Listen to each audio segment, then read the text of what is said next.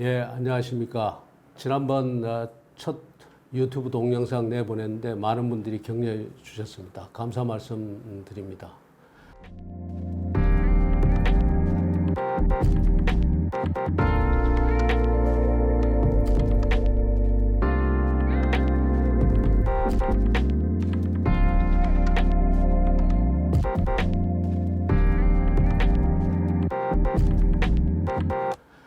오늘도 현안이 요즘 검찰 문제니까 그거 관련해서 한두 말씀 드렸으면 합니다.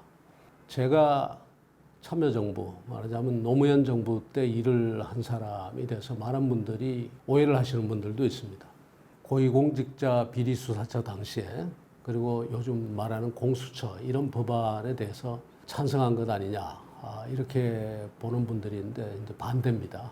그 당시로서도 명백하게 대통령께 아주 직접 여러 차례 그런 공수처라든가 당시에 그 고위공직자 비리수사처 같은 거 가지고는 절대로 검찰개혁이나 이런 거 못한다라고 이야기를 드렸어요. 그 이유가 뭔가 하면은요, 제 마음속에 여러 가지가 있었는데 가장 큰 거는 권력기구를 권력기구로 통제해 나가는 방식 가지고는 앞으로 국가 운영 못한다는 게 제 생각입니다. 지금도.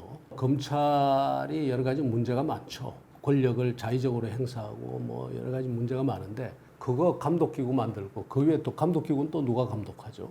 옛날 고등학교, 좋은 고등학교, 나쁜 고등학교 막 있고 있을 때 누가 농담 삼아 그러더라고요. 나쁜 고등학교 갈수록 교육부하고 선도부 이 단속하는 그런 부서가 더 크다고. 사실 그렇죠. 국가도 그렇습니다. 삼류국가로 갈수록 검찰권이라든가 검찰을 감독하는 기구 이런 식으로 자꾸 권력기구가 많이 늘어나는 게 이게 삼류국가입니다. 우리 그런 나라 아니지 않습니까? 저는 이렇게 이야기합니다. 감독기구 계속 만들고 처벌조항 계속 만들고 검찰권 계속 강화하고 그 위에 다시 또 감독하는 기구 만들고 이렇게 가는 거예요. 국가주의적 개혁 방식이라고 저는 봅니다. 정치 권력이 개혁하겠다고 나서가지고 검찰 난도질하는 것도 이것도 국가주의적 개혁 방식입니다. 저는 그렇게 해서는 검찰 개혁 안 된다고 봅니다. 검찰 개혁하려면 제가 말하는 자유주의적인 방식으로 해야 됩니다. 그 자유주의적인 방식이라는 게 뭔가 하면 우리 사회 구성원들이 스스로 통제하도록 하는 길을 열어주는 겁니다. 기업만 하더라도 회계 투명성 강화하게 해주고요.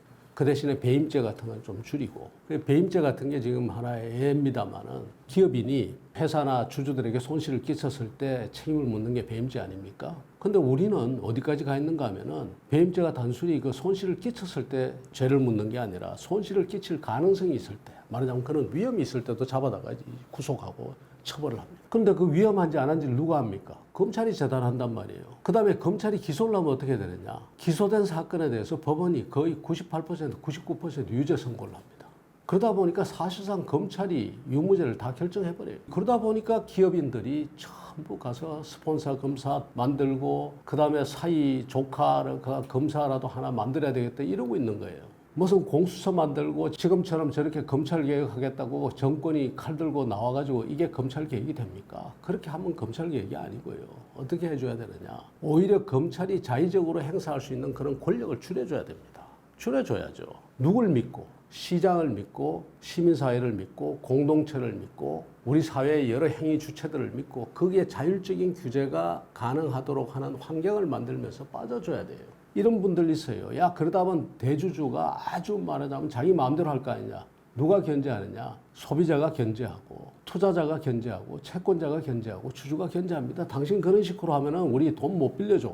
SK그룹이 최근에 와서 윤리 경영하고 그다음에 환경 경영하겠다고 저렇게 나오는 게요. 왜 그러냐? 그렇게 하는 것이 유리하기 때문에 자기들이 그렇게 하겠다는 겁니다.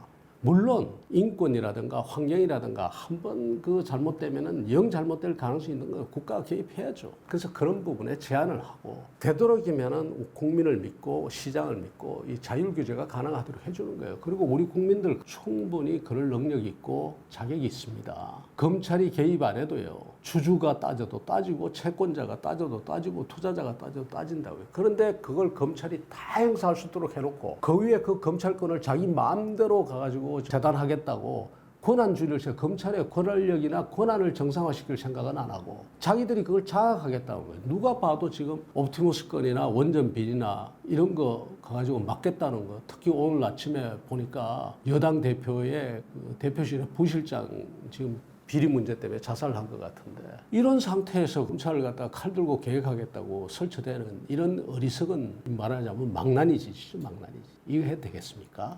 국민이 용납하지 않습니다. 이제 그만하시고요. 권고드립니다. 좀 더 자유주의적인 방식. 그러면 뭐 해야 되느냐? 검찰 자체를 손대기보다는요. 검찰이 가진 권한을 갖다 키워주고 있는 또 필요 이상으로 확대시키고 있는 여러 가지 상법이라든가 그다음에 형법이라든가 자본시장법이라든가 이런 걸 손봐야 되는 거예요. 왜 그런 거 손볼 생각은 안 하고 검찰을 갖다 도마에 올려놓고 난도질하겠다는 생각을 하는 거예요.